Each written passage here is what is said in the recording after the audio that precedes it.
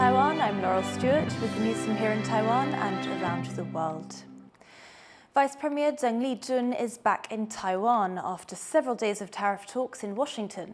She says her team is still pushing to cut the US's 20% tariff rate. 谈判还要继续进行，还要继续进行。我们会继续努力，争取更好的税率。 The Financial Times reports Taiwan was close to a deal with the US in July, but the White House held off, worried it could affect negotiations with China and a potential summit between US President Donald Trump and his Chinese counterpart Xi Jinping. Taiwan says negotiations aren't over yet, and there is still hope for a lower rate. Taiwan is putting its culture in the spotlight at a new exhibition in Osaka. Taiwan Spectrum runs alongside Japan's Expo 2025, and it's all about showing the world what Taiwan can do. Our reporter Sandy Chi gives us a glimpse of its opening night. This is Taiwan Spectrum, an exhibition in Osaka bringing visitors on a sensory journey through Taiwan's geography, history, culture, and contemporary art. The exhibition is part of We Taiwan, a cultural event being held alongside Expo 2025 in Osaka. 希望来让日本的社会看见，虽然我们在过去的历史上有一段重叠，但是你可以看到今天台湾已经完整的长出了自己的面貌。我们的多元，我们结合不同的文化的能力，跟开放包容的态度，才是今天的台湾。It's the first time Taiwan's holding such an event in Japan, a major step in highlighting the country's soft power on the world stage. It follows the success at last year's Cultural Olympiad in Paris, where Taiwan made a strong impression. And in Japan, this very exhibition seeks to reveal the vibrant colors of Taiwan. 台湾光谱是这次为台湾一个很重要的以视觉艺术出发的一个展览。那台湾光谱是我们透过台湾人的手、眼睛、脚步去看到的台湾色彩，所以你会看到这种视觉艺术创造出来的绘画色彩、手染的色彩。 跟声音听到的色彩，那我们希望其实可以把台湾的多彩、混融这样的特性呈现在这个展览当中。The exhibition has three main themes: true color of Taiwan, light-woven nature, and island soundscape, telling the story of Taiwan's history, the interaction between nature and humans, and the sounds of everyday life in Taiwan. Almost 1,000 visitors attended the exhibition on opening day alone. Taiwan Spectrum will run through August 20th, giving visitors a few weeks to experience the true colors of Taiwan. Devon Tai, PG Strong and Sandy Chi in Osaka for TaiwanPlus. Stay tuned for more of our coverage from Osaka all this week. In an era of deepfakes, disinformation and AI-generated content, how can social media be used as a positive force for democracy? Our reporter Alec MacDonald sat down with Taiwan's Cyber Ambassador at Large, Audrey Tang, to discuss concrete tools to promote transparency and online resilience. You've recently joined the Mozilla Foundation as a senior advisor. For those unfamiliar, can you introduce the Mozilla Foundation and what your role there will be? Mozilla has been around for more than 2 decades now. For many, it's the steward of the Firefox browser. For people working in AI, it hosts Common Voice, which is a data set that includes more than 200 languages. So anyone speaking any language can contribute their voice to help the AI systems of the frontier models anywhere in the world to benefit from the ideas, the cultures, the local languages, and so on, without being constrained by just a few major languages. It includes not just the Taiwanese Mandarin or Taiwanese Hokkien, Daigi, but also the Taiwanese indigenous languages as well. And so through this kind of participatory input, Mozilla wants to prove that the internet becomes safer as it becomes more open.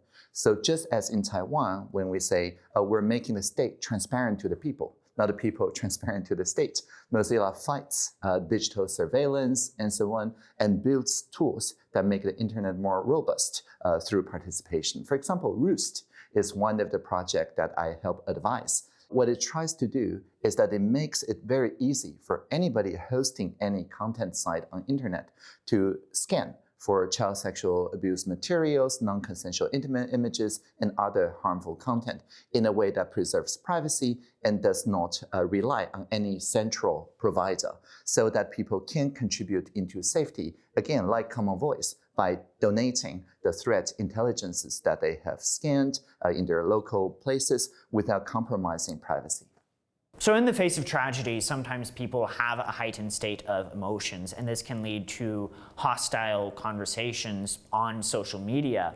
So how does your platform propose to address some of these conversations that go beyond civility, that become hostile? Yeah, the idea is that in the antisocial corners of social media, it's engagement through enragement, because many of their algorithms prioritize content that builds addiction to the touchscreens. And it's just that people who held a megaphone from the more extreme positions tend to have more engagement with addiction. But in pro-social media, it's the other way around. As I mentioned, community nodes as well as polls function the same way. We only give the bridging bonus, the virality, to the uncommon ground. So if you belong to one extreme, your voice do not reach out that much. The algorithm, instead of prioritizing people on the extremes holding megaphones on those hostile takes, as you were alluding to, pro-social media figures out what are the bridging ideas and give virality to those ideas. You recently joined the AI Advisory Group on Elections, or AI Age. So I want to ask you, what are some of the greatest risks to elections from AI that you see in the field right now? So what we have seen around the world is that the people who want to meddle and interfere with elections have moved on from disinformation, which is intentionally fake content, into malicious AI swarms, which is fake people.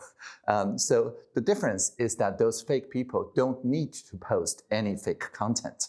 They just post like real news, share their feelings, resonate with each other's feelings, but it's all fake. So when you click into one of those fake people, you can see something that looks like organic engagement.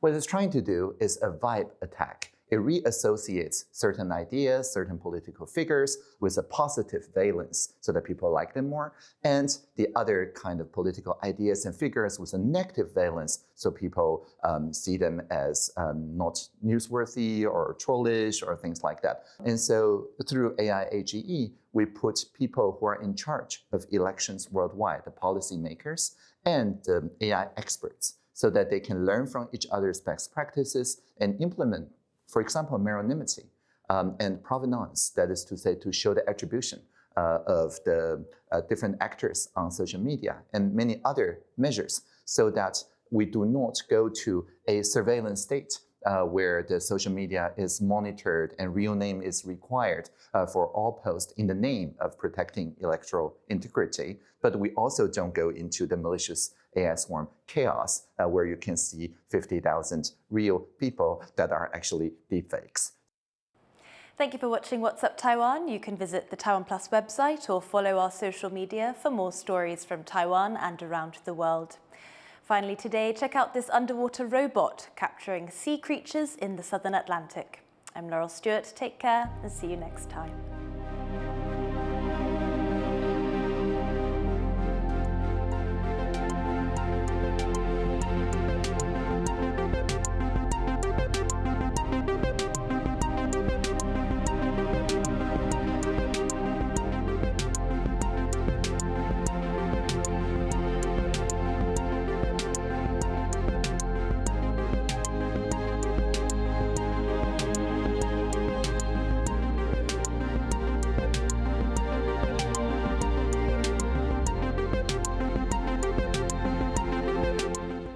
Start your weekend